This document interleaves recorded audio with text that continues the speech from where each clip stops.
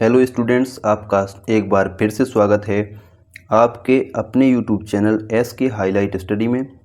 हमने जो English grammar की सीरीज स्टार्ट की है zero to advance English grammar, यह उसका दूसरा पार्ट है।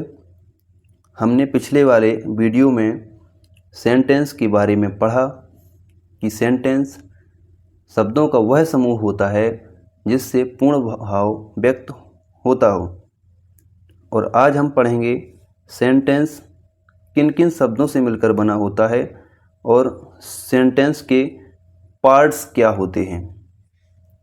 तो हम स्टार्ट करने वाले हैं sentence, parts of the sentence.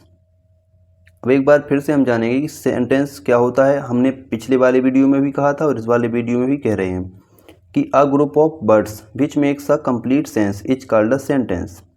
शब्दों का ऐसा समूह जिससे पूर्ण भाव व्यक्त होता हो उसे सेंटेंस कहते हैं।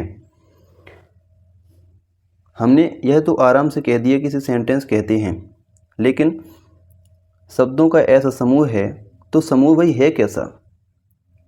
तो सबसे पहले देखेंगे इसमें शब्द आते क्या क्या हैं। तो सबसे पहले इसके दो भाग होते हैं। एक भाग होता है सब्जेक्ट, दूसरा भाग होता है प्रेडिकेट। सब्जेक्ट उद्देश्य और प्रेडिकेट विधेय। सबसे पहले सब्जेक्ट को देखेंगे। वाक्य के जिस भाग में किसी व्यक्ति या वस्तु का नाम लिखते हैं और उसके विषय में हम कुछ कहते हैं उसे वाक्य का उद्देश्य कहते हैं। जैसे कि राम ईट्स अ मैंगो, तो कौन आम खाता है? राम। यहाँ पर हम राम के बारे में लिखेंगे तो यहाँ पर राम लिखा है जिस भाग में, यहाँ लिखा है जिस भाग में किसी व्यक्ति या वस्तु का नाम लिखते हैं और उसके विषय में हम कुछ कहते हैं उसे वाक्य का उद्देश्य या सब्जेक्ट कहते हैं। तो वाक्य का भाग है जैसे राम, राम एक सब्जेक्ट है। अब राम के बारे में बताया जा रहा है कि Ram Yeats a mango, Ram आम खाता है। अब देखेंगे प्रेडिकेट। प्रेडिकेट क्या है भाई? वाक्य के जिस भाग में सब्जेक्ट के विषय में कुछ बताया जाता है उसे प्रेडिकेट कहते हैं। जैसे व्यक्ति का नाम लिखते हैं सबसे पहले, फिर उसके विषय में हम कुछ बताते हैं। इसी प्रकार जब हम नाम लिखने के बाद जो कुछ भी उस व्यक्ति या वस्तु के बारे में बताते हैं वह भाग प्रेडिकेट कहलाता है। जैसे Ram Yeats a mango, Ram हो गया सब्जेक्ट। इसके अलावा जितना बचा हुआ भाग है उसे प्रेडिकेट कहते हैं। प्रेडिकेट वर्ब से ही स्टार्ट होता है। जैसे ईट्स अ मैंगो, तो यहाँ पर वर्ब है। वाक्य बनता है subject, verb, object, other word.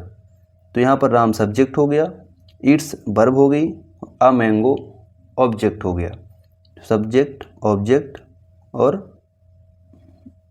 Verb तो है ही है उसमें, ईट्स। तो राम हो गया सब्जेक्ट, ईट्स अ मैंगो हो गया प्रेडिकेट। अब हम कुछ सेंटेंस से समझेंगे प्रेडिकेट और सब्जेक्ट। तो मैंने पहले ही बताया कि वाक्य बनता है सब्जेक्ट, वर्ब और ऑब्जेक्ट से। तो वर्ब और इसके बाद आने वाले सभी वर्ड प्रेडिकेट के अंदर आते हैं। इसीलिए यहाँ पर कुछ एग्जाम्पल दिए गए हैं, उनको पढ़ेंगे और समझेंगे। The cow gives us milk, the cow हो गया सब्जेक्ट, गिव्स अस हो गया, गिव्स अस मिल्क हो गया predicate. The sun rises in the east, तो यहाँ पर द सन हो गया subject, rise in the east हो गया प्रेडिकेट। यहाँ पर सूर्य के बारे में बताया जा रहा है कि सूर्य कहाँ निकलता है, तो पूरब से निकलता है। The boys in my class, लड़के कक्षा में जो लड़के हैं वो कैसे हैं? आर लेजी हैं, मतलब कि आलसी हैं। डांसिंग इज़ हर हॉबी, तो डांसिंग हो गया सब्जेक्ट और हर इज़ हर हॉबी हो गया प्रेडिकेट। टू स्मोक हो गया सब्जेक्ट और इज़ इंजीरियस हो गया प्रेडिकेट। इसी प्रकार it is a very cold, it हो गया सब्जेक्ट और इज़ वेरी कोल्ड टुडे हो गया प्रेडिकेट।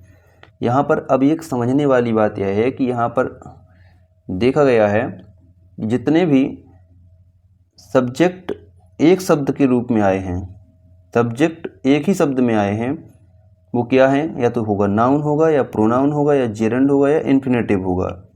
और इसके अलावा जो सब्जेक्ट विस्तार पूर्वक आए हैं उनमें डिटरमाइनर होगा, एडजेक्टिव होगा, नाउन होगा और एडजेक्टिवल फ्रेज होगा। इनमें से कोई ना कोई होगा। और यहाँ पर इसीलिए हम कुछ चर्चा सब्जेक्ट के बारे में इसी वीडियो में कर ले रहे हैं ताकि अगले वाले वीडियो को हम अच्छे से समझ सकें। जैसे नोट है, जब किसी वाक्य में सब्जेक्ट एक शब्द में होता है तो वह नाउन, प्रोनाउन, जेरेंड, इन्फिनेटिव में से कोई एक हो सकता है। जैसे नाउन द सन, सन क्या है, इसमें जो अभी मैंने एग्जाम्पल पढ़े हैं उनमें से एक सब्जेक्ट है द सन, वो क्या है, नाउन है। इट है प्रोनाउन, जेरेंड है डांसिंग और इन्फिनेटिव टू स्मोक। अब यहाँ पर समझने वाली बात है कि जेरेंड और इन्फिनेटिव होते क्या हैं। तो जेरेंड वर्ब प्लस आईएनजी लगाने से जो नाउन बनता है उसे जेरेंड कहते हैं। और इन्फिनेटिव वर्ब के पहले टू लगाकर बनाए गए नाउन्स इन्फिनेटिव कहलाते हैं। इनसे सदैव ना, इन नाउन्स के बाद में ना मिलता है। जैसे नाचना, देखना, सुनना, नानी ने मिलते हैं। तो अब जो पार्ट ऑफ सब्जेक्ट है वो अब हमारा नेक्स्ट वीडियो होगा। अब हम अगले वीडियो में आपको बताएंगे कि सब्जेक्ट के पार्ट क्या हैं। अभी हमने समझा part of sentence. Part of sentence यानी कि सेंटेंस के दो पार्ट होते हैं, सब्जेक्ट और प्रेडिकेट। अब हम समझेंगे सब्जेक्ट के भाग। तो इसीलिए ताकि हमारा वीडियो काफ़ी लंबा ना हो तो हम सब्जेक्ट के पार्ट्स अगली वीडियो में समझेंगे। तो students, thanks for watching video.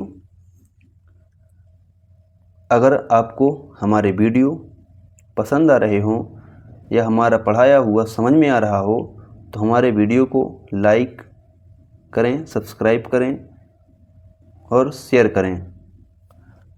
Last में बेल आइकन को दबाना ना भूलें। तो इसी के साथ हमारी क्लास समाप्त होती है। जय हिंद, जय भारत।